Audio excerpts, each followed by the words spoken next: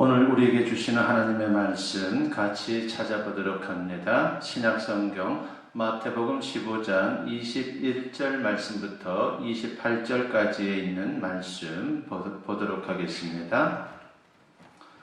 신약성경 26페이지 찾으신 줄 알고 제가 북돋게 올립니다.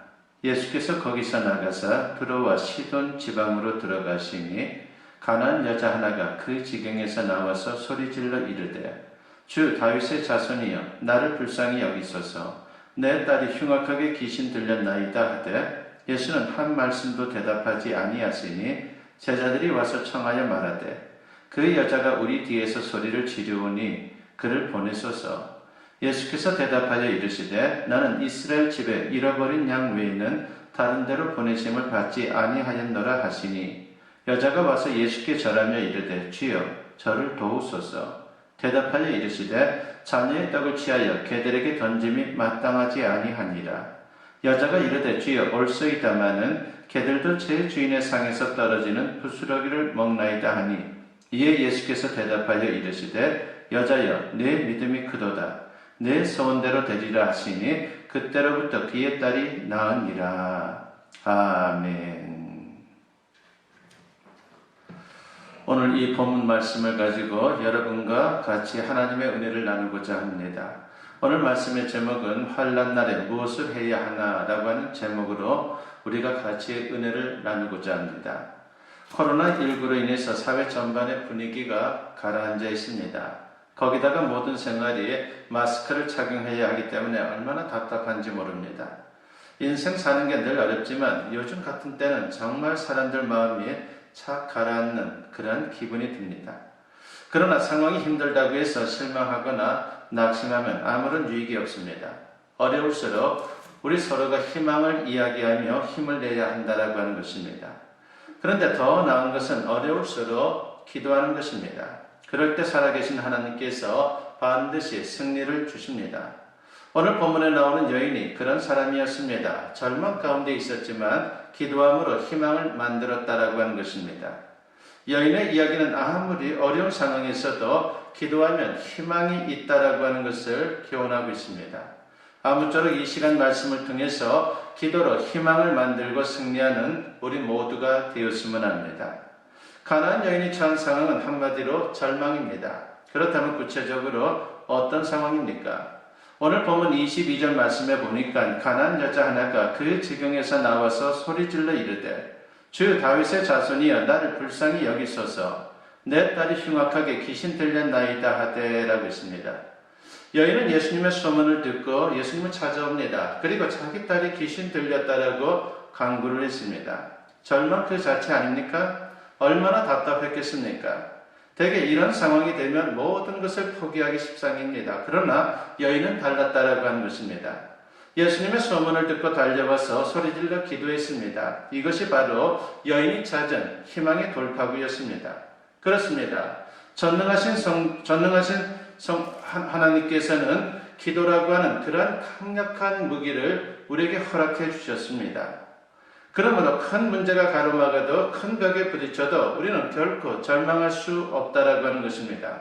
그래서 다윗은 이렇게 노래를 합니다. 시편 62편 5절과 8절 말씀에 보면은 나의 영혼아 잠잠히 하나님만 바라라. 물은 나의 소망이 그로부터 나오는도다. 백성들아 시시로 그를 의지하고 그의 앞에 마음을 토하라. 하나님은 우리의 피난처시로다 라고 했습니다. 이 말씀을 통해서 다윗은 우리에게 강조하는 게 있습니다. 즉 하나님만이 희망이고 소망이다라고 하는 것이죠. 가난한 농부가 있었습니다. 그리고 그 강부에게는 아들이 있었는데 하루는 이 아들이 자신의 꿈을 아버지에게 말하는 겁니다. 저는 의사가 되어 가난한 사람들을 돕고 싶습니다 라고 하는 것이 그 내용이었습니다. 강부는 얼마나 기뻤는지 모릅니다. 그러나 마음 한편은 대단히 무거웠습니다. 생계를 유지하기도 힘든데 어떻게 대학을 보낸단 말입니까? 그래도 아들의 꿈을 꺾을 수는 없었습니다. 아버지는 커다란 상자 하나를 아들에게 보여주며 말합니다. 아들아, 네가 자랑스럽구나. 그러나 우리 가정 형편이 어려우니 구학을 해야 한다. 나는 지금부터 너를 위해 이 상자에 돈을 모으겠다. 네가 의사가 되면 이 상자에 모은 돈으로 병원을 지어주마. 이것은 우리 둘만의 약속이니 아무에게도 말하지 말거라고 하는 그런 말을 아들에게 해주었습니다. 아들은 열심히 공부해서 결국은 의사가 되었습니다. 그리고 아버지는 거친 손으로 장롱에서 상자를 꺼냅니다. 그런데 상자를 여는데 거기 상자에는 아무것도 없는 것입니다. 그리고 아들에게 말합니다. 네 꿈을 꺾지 않으려고 거짓말을 했단다 라고 말입니다. 그러나 아들은 눈물을 흘리며 아버지의 손을 꼭 잡고 말합니다. 아버지 고맙습니다. 상자 속에는 아버지의 사랑이 가득 담겨 있습니다. 그것은 제게 희망의 상자입니다. 바로 그 희망의 상자 때문에 힘들고 어려울 때 낙심하지 않았고 다시 일어설 수 있었고 공부를 마칠 수 있었습니다라고 하는 그런 말을 아버지에게 전했습니다. 그렇습니다. 희망이 중요한 것이죠. 그 희망이 우리의 미래를 결정짓기 때문에 희망은 너무나도 소중합니다. 그러므로 현실이 힘들더라도 여러분 절대로 희망을 잃어서는 안 됩니다. 무엇보다도 예수님은 우리에게 참된 희망이다라고 하는 것을 우리가 꼭 기억해야 합니다. 주님은 분명히 말씀하시죠.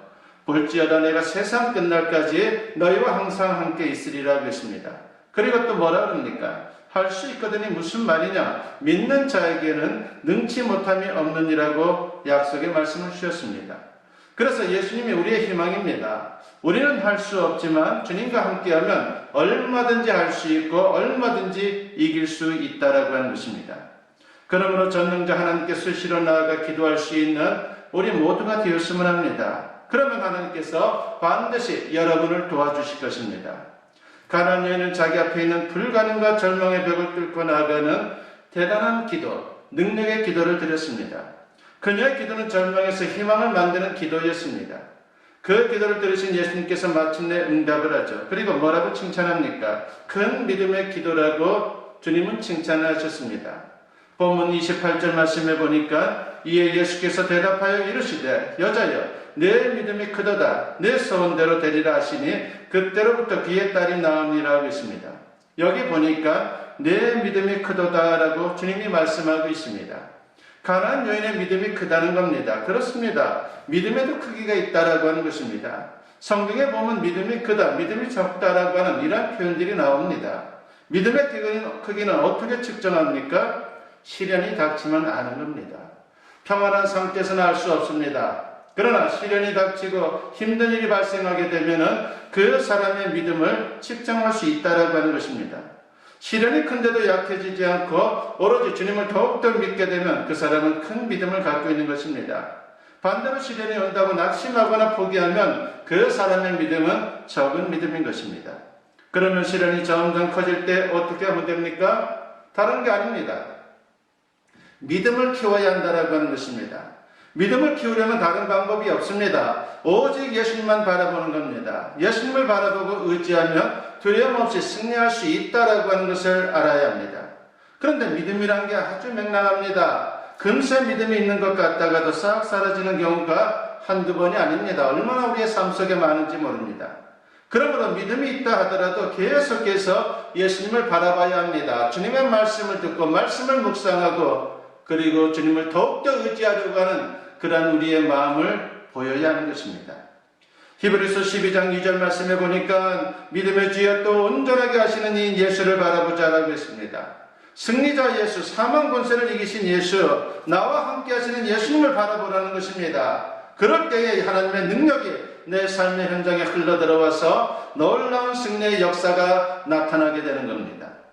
역대하 16장 9절에 보면 이런 말씀이 나옵니다. 여호와의 눈은 온 땅을 두루 감찰하사 전심으로 자기에게 향하는 자들을 위하여 능력을 베푸시나니라고 했습니다.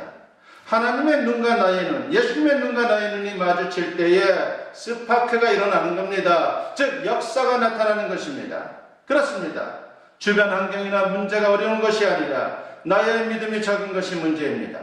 그러므로 문제보다 더 큰 믿음을 가질 수 있는 하나님의 사람들이 되어야 하는 것입니다. 오늘 본문을 보면 가나안 여인의 믿음이 얼마나 큰지 알 수 있습니다.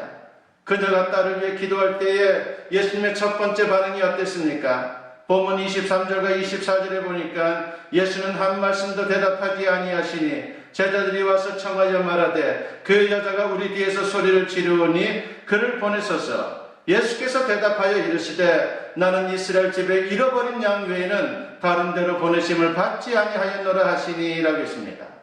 처음에 예수님은 대답하지를 않았습니다. 반응을 보이지 않았습니다. 무반응이었습니다. 얼마나 답답했겠습니까?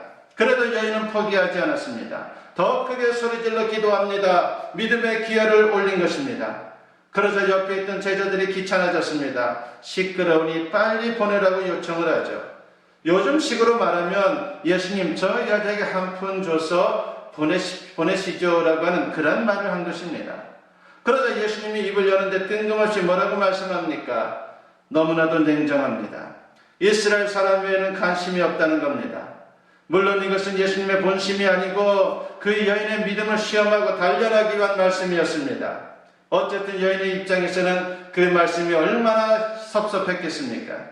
그러나 여인은 거기서 물러서지 않았습니다. 본문 25절 말씀에 보니까 여자가 와서 예수께 절하며 이르되 주여 저를 도우소서라고 했습니다. 여기서 절하며라고 하는 이 단어는요, 미완료 시제입니다. 완료 시제는 한 번으로 끝나는 행동이지만 미완료 시제는 반복적인 행동을 말하는 것입니다.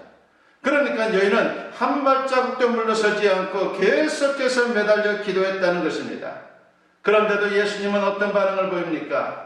본문 26절 말씀에 보니까 대답하여 이르시되 자녀의 떡을 취하여 개들에게 던짐이 마땅하지 아니하니라고 했습니다. 이번에는 모욕적인 말씀을 하십니다. 물론 이 말씀도 이스라엘의 왜곡된 선민의식을 비판하면서 여인의 믿음을 연단한 것입니다. 그러자 여인은 또 어떻게 응수합니까? 이 정도 말씀하시면 시험에 들만도 한데 그녀는 달랐습니다. 본문 27절 말씀에 보니까 여자가 이르되 주여 올소이다마는 개들도 제 주인의 상에서 떨어지는 부스러기를 먹나이다 하니라고 했습니다. 여인은 개도 주인의 밥상에서 떨어지는 부스러기를 먹는 법이니 저에게 부스러기 은혜라도 달라고 그렇게 간청하고 있는 것입니다. 얼마나 대단한 믿음입니까? 마침내 예수님께서 여인의 믿음을 칭찬합니다. 본문 28절 말씀에 보니까 여자여 내 믿음이 크도다 라고 했습니다. 바로 그때 그 딸이 멀리 떨어져 있었지만 즉시 치유되는 역사가 나타났습니다. 여러분, 시련이 커도 방해가 있어도 모욕을 당해도 실망하지 않고 계속 믿음을 키우는 모습을 한번 보십시오. 이와 같이 큰 믿음으로 기도하니까 지치지 않고 끈질기게 기도할 수 있는 것입니다. 그리고 하나님께서 놀라운 역사를 응답하신 것입니다. 예레미야 33장 2절과 3절 말씀에 보니까 이런 말씀이 나옵니다. 이를 행하시는 여호와 그것을 만들며 성취하시는 여호와 그의 이름을 여호와라 하는 이가 이와 같이 이르시도다. 너는 내게 부르짖으라 내가 내게 응답하겠고 네가 알지 못하는 크고 은밀한 일을 내게 보이리라 하겠습니다. 우리가 기도하면 예상치 못한 놀라운 하나님의 역사가 나타난다는 것입니다. 영국의 선교사 중에 허드슨 테일러라고 하는 분이 있습니다. 그분은 중국 내지 선교회를 창립한 분이죠. 그러면서 중국 선교에 크게 기여를 했습니다. 한 번은 선교회의에 참석한 후에 런던으로 돌아가는 길이었습니다. 여기서 기차를 기다리는데 거기에서 러시아 공작을 만나게 되었습니다. 이것도 바로 하나님의 섭리였죠. 바로 이 공작도 런던으로 가는 길이었습니다. 함께 동석을 하게 되었는데 이런저런 이야기를 나누다가 러시아 공작이 수표 한 장을 선교사에게 건넨 겁니다. 보니까 50파운드짜리 수표였습니다. 당시로서는 큰 금액이어서 선교사는 혹시 공작이 실수로 0을 하나 더 붙인 것은 아닌지 물어보았습니다. 그랬더니 공작이 빙그레 웃으며 말합니다. 사실 5파운드짜리를 주려고 했는데 무심코 50파운드로 적었다는 겁니다. 그러면서 여기에는 필시 무슨 뜻이 있는 것 같다라고 그렇게 말합니다. 허드슨 테일러가 선교 본부에 도착했을 때 모든 의문이 풀렸습니다. 선교회에서 임원들이 49파운드 11실링을 급히 송금해야 되는 그러한 막막한 상황에서 눈물로 기도를 하고 있는 것이었습니다. 허드슨 테일러가 수표를 꺼내 책상 위에 올려놓았습니다. 얼마나 놀라운 섭리입니까? 그러므로 아무리 막막해도 소망을 가지고 기도해야 합니다. 그러면 하나님께서 반드시 역사해 주시는 것입니다. 여러분 앞에 높은 장벽이 버티고 있습니까? 그래서 눈앞이 캄캄합니까? 여러분 믿음을 키우십시오. 낙심하지 말고 큰 믿음으로 기도하십시오. 그래서 불가능의 벽을 뚫고 승리하는 우리 모두가 되었으면 합니다. 그리고 우리는 나라를 위해 기도해야 합니다. 나라가 잘 돼야 나도 잘 되는 겁니다. 나라를 위한 기도의 대표적인 예를 우리는 에스더의 기도에서 발견할 수가 있습니다. 바사 왕국의 포로로 있던 유대인들, 참으로 그들은 그곳에서 하만의 흉계로 말미암아 학살 위기에 놓이게 되었습니다. 그때 모르드게가 에스더 왕에게 나아가서 민족의 문제를 해결해 달라고 그렇게 요청을 합니다. 그런데 당시 왕실의 규칙으로는 아무리 왕비라고 할지라도 왕이 부르지 않은 상태에서 스스로 찾아갈 수가 없습니다. 만일 이 규칙을 어기게 되면 죽임을 당할 수도 있었습니다. 그런데 벌써 한 달 넘게 왕이 에스더를 부르지 않는 그런 상황이었습니다. 그러나 에스더는 죽으면 죽으리라고 하는 마음으로 결단을 합니다. 믿음으로 기도하고 담대히 나아갔고 결국은 승리했습니다. 스코틀랜드 종교개혁자 존 낙스의 말입니다. 기도하는 한 사람이 기도하지 않는 한 민족보다 강하다라고 했습니다. 그는 핍박자 메리 여왕도 벌벌 떨게 했던 기도의 사람이었습니다. 나라를 위한 기도는 이렇게 강력한 것입니다. 우리 믿음의 사람들이 나라를 위해서 기도하면 하나님께서 나라를 살릴 수 있는 역사를 만들어낸다라고 하는 것입니다. 요즘 우리 주위를 둘러보면 절망할 일들이 얼마나 많습니까? 코로나19도 그렇고 정치권도 그렇고 그리고 경제도 그렇습니다. 그러나 기억하십시오. 기도가 희망입니다. 로마서 12장 12절에서 사도 바울은 말합니다. 소망 중에 즐거워하며 환난 중에 참으며 기도에 항상 힘쓰며 라고 했습니다. 기도하는 개인이나 민족은 절대로 망하지 않습니다. 하나님께서 그 기도를 들어주시고 역사해 주신다라고 하는 것입니다. 모든 것을 책임져 주십니다. 인도에서 선교하는 선교사님의 감정입니다. 어느 날 밤 선교사님이 큰 비단뱀에 몸이 희강기게 되었습니다. 비단뱀은 사람을 질식시켜 통째로 삼키는 아주 무서운 뱀입니다. 비단뱀은 선교사를 계속 조이기 시작합니다. 그러니 얼마나 고통스러웠겠습니까? 그러나 선교사는 고통 중에도 빠져나오려고 발버둥 치지를 않았습니다. 하나님의 인도하심에 모든 것을 맡기고 기도를 드렸습니다. 그리고 평소에 즐겨 암송하던 시편 23편 말씀을 묵상했습니다. 여호와는 나의 목자시니 내가 부족함이 없으리로다. 내가 사망의 음침한 골짜기로 다닐지라도 해를 두려워하지 않을 것은 주께서 나와 함께 하십니다. 쥐의 지팡이와 막대기가 나를 안위하시나이다 라고 이렇게 하나님의 말씀을 묵상했습니다. 이 말씀을 암송하고 묵상하자 마음이 평안해지는 것입니다. 그러자 뜻밖의 일이 벌어졌습니다. 선교사를 쬐고 있던 비단뱀이 갑자기 몸을 서서히 푸는 것이었습니다. 그러더니 슬그머니 습속으로 사라졌습니다. 그래서 기적적으로 살아날 수 있었습니다. 만일 선교사가 비단뱀에게 감겨 있을 때에 자기 힘으로 빠져나오겠다고 발버둥을 쳤다면 어떻게 되었겠습니까? 뱀은 오히려 더 세게 선교사 몸을 조였을 것입니다. 그런데 몸의 근육을 전혀 움직이지 않고 평온한 상태로 있자 오히려 뱀이 놀란 것입니다. 그래서 비단뱀은 선교사의 몸을 풀어주고 달아난 것입니다. 지금 세상의 환난과 두려움이 여러분의 삶을 조이고 있습니까? 그렇다고 해서 우리 힘으로 문제를 해결하려고 발버둥 쳐서는 안 됩니다. 우리가 몸부림친다고 그 문제가 해결되는 것이 아닙니다. 한계가 있는 것이죠. 우리가 능력이 있다 할지라도 우리가 감당할 것은 분명히 한계가 있는 것입니다. 한 발자국 뒤로 물러나서 우리가 할 것은 전능하신 하나님께 기도하는 것입니다. 그러면 시편 50편 15절 말씀 그대로 성취되는 놀라운 역사를 우리가 경험하게 될 것입니다. 즉 환난 날에 나를 부르라 내가 너를 건지리니 네가 나를 영화롭게 하리로다 라고 하는 이 말씀, 바로 이 말씀이 기도하는 자의 삶 속에 나타나게 되는 것입니다. 부디 약속의 말씀을 붙잡고 기도로 희망을 만들고 하나님의 놀라운 역사를 체험할 수 있는 저와 여러분 모두 될 수 있기를 주님의 이름으로 간절히 축원합니다. 기도드립니다. 사랑과 은혜가 충만하신 아버지 하나님 감사합니다. 오늘도 말씀을 통해서 우리가 기도의 중요성을 같이 깨닫게 하시니 감사합니다. 절망의 상황에서도 우리가 믿음으로 기도할 때에 희망을 건져 올릴 수 있다라고 주님 말씀하시니 감사합니다. 아버지 하나님, 우리 모두 굳건한 믿음으로 주님께 기도할 수 있도록 도와주시고 역사하여 주시옵소서. 기도로 말미암아 우리의 삶의 문제들이 해결되게 하시고 더 큰 믿음으로 나아갈 수 있는 그런 아름다움이 우리 모두에게 있게 하여 주시옵소서. 아버지 하나님, 이 나라 이 민족을 주님 기억하여 주시옵고, 이제 우리 믿음의 사람들의 기도로 말미암아 우리 대한민국이 더욱더 건강하게 그리고 아름답게 세워질 수 있도록 역사를 주시옵소서. 그리고 여러 가지 어렵고 힘든 상황이 있지만 그 모든 것들도 잘 헤쳐나가서 주님께 영광 돌리는 대한민국이 될 수 있도록 역사여 주시옵소서. 감사드리옵고 예수님의 이름으로 기도드리옵나이다. 아멘. 축복 기도드립니다.